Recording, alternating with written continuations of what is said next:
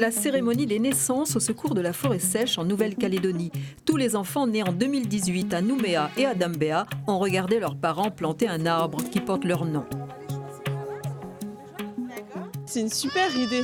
Je trouve ça génial. J'avais pas pu venir pour ma fille, elle était à l'époque malade. Et je trouve ça génial pour l'enfant, pour l'environnement, pour tout le monde. Alors que depuis ce matin, l'humanité vit à crédit, la ville de Nouméa perpétue une ancienne tradition. Cette cérémonie a permis jusqu'à présent de planter plus de 2000 arbres en milieu urbain. Il y a 800 naissances et c'est vrai que si on arrive à planter ça tous les ans, c'est quand même un beau succès. On voit que les gens ils sont motivés, c'est chouette. La forêt sèche de Nouvelle-Calédonie a été peu à peu engloutie par les terres agricoles et les aménagements urbains. Elle est aujourd'hui menacée d'extinction et ne représente plus que 1% de sa surface d'origine.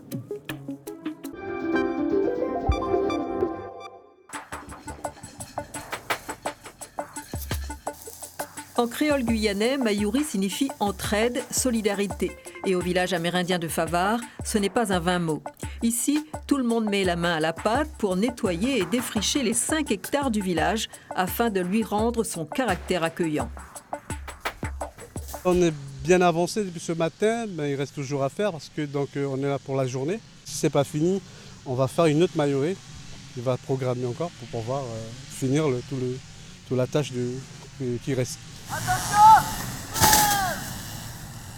On vit au collectif et on est rassemblés tout ça au village. Et du coup, ça me fait plaisir de travailler ensemble, tout le village. Ce village amérindien, proche de Cayenne, s'est lancé depuis plusieurs années dans le tourisme communautaire. Les Indiens Palikour qui peuplent le village Favart sont l'une des 6 ethnies amérindiennes de Guyane.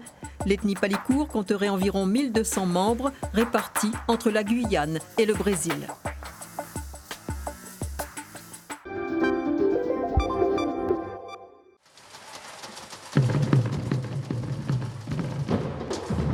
La nouvelle étoile de la danse traditionnelle tahitienne s'appelle Mata Tinimu. À 20 ans, cette jeune femme a ébloui le jury et a été désignée meilleure danseuse de Eva, un titre qui surpasse tous les autres.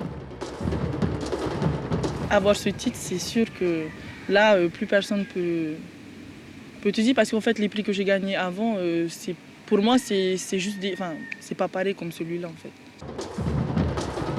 Matatini pratique la danse depuis l'âge de 4 ans. Une affaire de famille puisque ses parents et ses 4 frères et sœurs sont aussi danseurs.